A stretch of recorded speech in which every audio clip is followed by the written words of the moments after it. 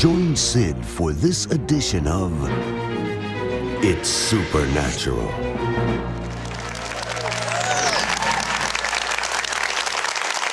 Bonjour, bienvenue dans mon monde où il est naturellement surnaturel. À la fin des années 1800, la grande-tante de mon invité, elle s'appelait Mary Woodworth Etter. Elle a secoué le monde chrétien, mais elle a aussi secoué le monde laïque avec les plus incroyables dons. Et mon invité a hérité de ce manteau. Maintenant, alors qu'elle avait 25 ans, Jésus s'est approché d'elle et lui a dit « Il vient un jour où tu seras un prophète comme Samuel.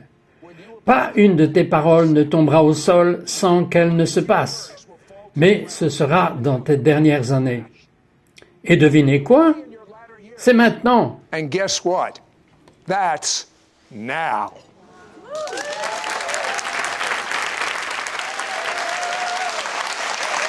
You know, Glenn, Vous savez, Glenda, j'ai lu certaines choses sur votre grande-tante et je suis en admiration devant elle. C'était à la fin des années 1800. Les femmes n'étaient pas... Enfin, ce n'était pas acceptable qu'elles prêchent. Mais c'était la veille d'Internet et tous les médias que nous avons aujourd'hui. 25 000, plus de 25 000 étaient réunis dans ces réunions. Elle a attiré l'attention du monde séculier parce qu'elle entrait en transe et elle prêchait comme ça et restait statique. Parfois jusqu'à 3 jours et 3 nuits, elle ne bougeait pas. Alors la presse a pensé qu'elle faisait semblant. Alors ils prenaient des épingles et ils enfonçaient l'épingle en elle et elle ne bougeait pas. Parce qu'elle avait une rencontre dans le ciel ou peut-être pour être traduite dans une autre partie du monde. En fait, les rapporteurs les plus sceptiques, vous savez ce qui leur arrivait? Ils tombaient dans l'esprit et étaient inconscients pendant des heures. Je veux dire, c'est ces jours-ci, Glenda. Ces jours reviennent-ils? Glenda, are these days coming back? Ils le sont, encore plus. Ok, je suis en admiration devant le don que Dieu vous a confié, une prophétie. Dites-moi quelques prophéties que vous avez reçues dans le passé et qui se sont passées. That have come to pass. Ok, j'étais dans une église un dimanche soir et Dieu m'a arrêté. La prophétie est venue sur moi et j'ai prophétisé que Reagan allait être fusillé cette semaine-là, mais qu'il ne mourrait pas. Et donc j'ai demandé à tout le monde de se lever et de prier pour lui. Et avant la fin de la semaine, il a été abattu et j'en ai tiré des réveils. Et maintenant, qu'en est-il de Berlin? Le mur de Berlin, j'ai prophétisé qu'il allait tomber. J'ai prophétisé la guerre du Golfe et que ça finirait bientôt. Et j'ai prophétisé la guerre en Irak et j'ai donné les noms qu'on lui donnerait. Et Dieu a dit que cette guerre ne finira pas si facilement à cause de la fierté de l'Amérique. Elle prend sa gloire dans la guerre du Golfe et Dieu a dit « Ils ne m'ont pas donné la gloire, ils ne m'ont même pas regardé. » Alors, ce ne sera pas fini jusqu'à ce que je dise que c'est fini. Et beaucoup vont être tués.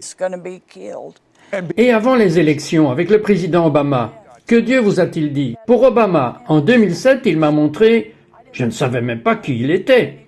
Et il m'a dit qu'Obama allait être notre président. Et puis, lors des élections suivantes, j'ai prophétisé qu'il allait gagner de nouveau. Et bien sûr, vous savez, beaucoup n'y croyaient pas.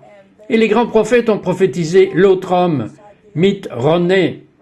Mais Dieu m'a dit, je ne m'occupe pas de ce qu'il dit, ce sera Obama. Et bien sûr, nous savons qu'Obama est à la Maison-Blanche. Okay. Ok, je vais bien vous étirer maintenant. Êtes-vous prêt à être étiré? Je suis prêt à être étiré parce que le père de Glenda, je veux dire, il connaissait le ministère de sa grande-tante, et il était boucher la journée et prédicateur la nuit. Et un jour, horrible erreur, il a tranché son doigt. Il a couru chez le médecin. Et qu'a-t-il dit au médecin? And what did he say to the doctor? Je veux que vous me recousiez le doigt. Et le médecin a dit, absolument pas. Si je le fais, la gangrène va s'installer et vous perdrez votre bras entier. Il a dit, peu importe, je veux que vous le recousiez maintenant. Here, I want you to sew it back on now. Et il lui a fait signer une décharge parce que mon père insistait tellement pour qu'il soit recousu. Il ne voulait pas de problème de responsabilité, à l'époque aussi. Oui, c'était dans les années 50. Et donc, il était dans un réveil la nuit Et il avait beaucoup de douleur et des traînées rouges ont commencé à remonter dans son bras. Alors ma mère a dit, peut-être que tu n'aurais pas dû le recoudre. Il a dit, non, je sers Dieu, c'est le grand médecin, et moi je sais que je vais avoir un miracle. Et mon père cherchait des miracles tout le temps. Et quand nous allions à l'église, j'avais 8 ans, je suis allé au réveil ce jour-là, et je suis monté sur le siège arrière avec mon frère et ma sœur, et je pouvais sentir la foi dans l'air. Dieu pourvoira pour vous, et Dieu sera dans votre vie, et Dieu vous guérira ce soir. Et son doigt s'est envolé. Et tout de suite, un doigt tout neuf est apparu à sa place. Avez-vous vu cela de vos yeux? Je l'ai vu. Cela a dû étirer votre foi de voir grandir un doigt. Je veux dire, croyez-le ou non, ça devient encore plus fort. Le doigt qui était parti a frappé quelqu'un dans un fauteuil roulant. Qu'est-ce qui n'allait pas avec cette personne? What was wrong with this person? Il était paraplégique et ça l'a frappé et il a été guéri instantanément. Comment le savez-vous? Je l'ai vu. Il s'est levé. Oui, et les gardiens étaient là qui avaient pris soin de cet homme et ils le connaissaient. Et l'un d'eux a accepté le Seigneur et il a couru partout. He ran all over the place. Un paraplégique se fait frapper par un doigt et court partout. Je vais vous dire quoi? L'œil n'a pas vu et l'oreille n'a pas entendu tout ce que Dieu a en réserve pour vous. À tout de suite. We'll be right back. Amen.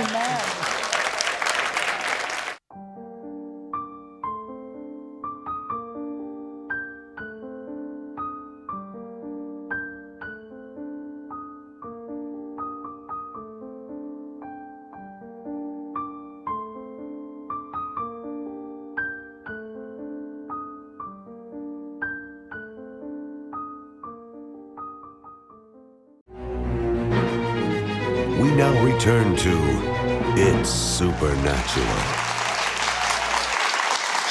Donc, des puissances dans le monde invisible sont très en colère contre mon invité.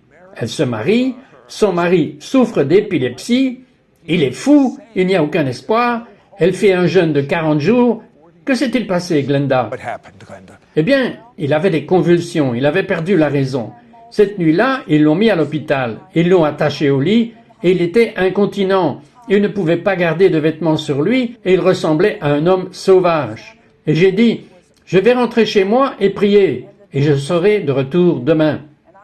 Eh bien, quand je suis rentré chez moi, je pouvais sentir l'onction sur le réveil de la tante de mon père. Et j'ai dit, si mon père était là, il saurait quoi faire. Et j'ai commencé à appeler les églises de la ville pour voir si elles pouvaient chasser le démon hors de mon mari. Ils ont dit, internez-le. Mais je suis contente qu'ils ont dit cela, ou je n'aurais pas la foi que j'ai aujourd'hui. Dieu vous mettra dans une situation où vous devez utiliser votre propre foi.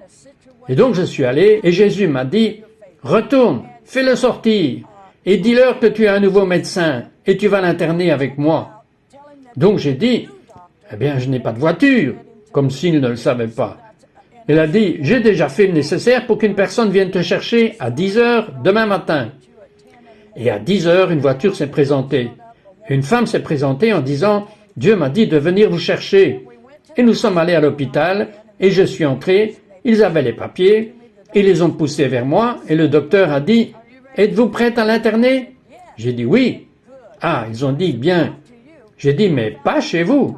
J'ai trouvé un nouveau médecin.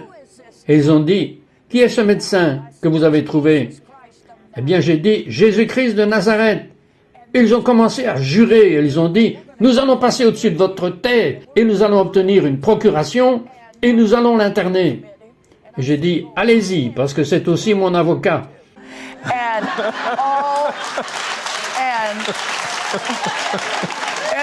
Ils étaient tellement en colère, ils ont dit, prenez-le et sortez d'ici et ne revenez jamais plus. Et c'est ce que j'ai fait.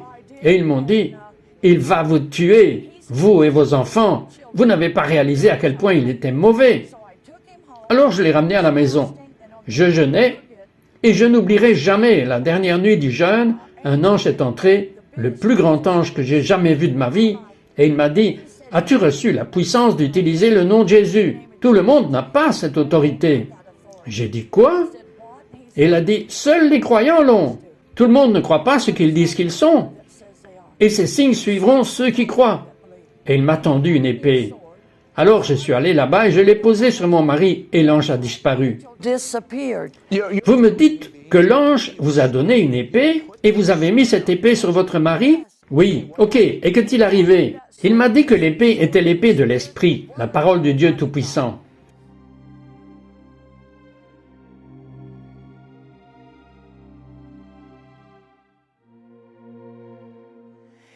Et dès que je l'ai fait, des choses ont commencé à sortir de lui, toutes sortes de créatures. Et il se nommait, comme quelqu'un qui est sorti et qui a dit « Je suis la folie ». Et il sortait et juste se nommait. Et le dernier qui est sorti, ça avait juste l'air terrible. Eh bien, ils n'étaient tous que des créatures. Et mon mari s'est assis, et il était comme s'il venait d'entre les morts. Il ne savait pas ce qui s'était passé. Il a dit « J'ai faim ». Et j'ai pensé, tout le monde que Jésus touche et qui était mort, ils ont toujours faim quand ils reviennent. Hungry when they come back. Vous savez, c'est normal, tel que défini par la Bible. Mais elle a eu une rencontre où elle est allée en enfer. Et vous me disiez, quelle était l'odeur? Encounter where she went to hell. And you were telling me, what was the smell like there? Ah, c'était de la chair en décomposition. C'était la pire odeur que j'ai jamais sentie de ma vie. Et il y avait de la lave qui coulait comme d'un volcan. Et elle brûlait des gens, parce qu'ils n'étaient pas encore dans le feu, mais ils étaient là-dedans. Et puis ça éclatait, et je demandais à l'ange, « Qu'est-ce que c'est ?» Il a dit, « C'est l'enfer qui s'agrandit. Chaque fois que le volcan s'éteint, l'enfer s'agrandit. » Et c'est ce qui s'est passé avec le tsunami. J'ai prophétisé que le tsunami allait se passer au Japon. Et rappelez-vous qu'il y avait un grand volcan qui a explosé. Et Jésus a dit, « L'enfer s'agrandit pour prendre tous les gens dedans. To take all the people in. » Is Y a-t-il une souffrance éternelle en enfer? Oui. Qu'avez-vous vu? I see. Je les ai vus. J'ai même vu des démons mordre des gens. Et ils criaient des cris sanglants. They would scream, bloody screams. Ok, je vais vous dire, j'aurais aimé qu'on ait le temps d'en parler, mais je dois vous dire la vérité, je veux vous entendre parler du ciel. Elle est allée au ciel, nous serons de retour après ceci.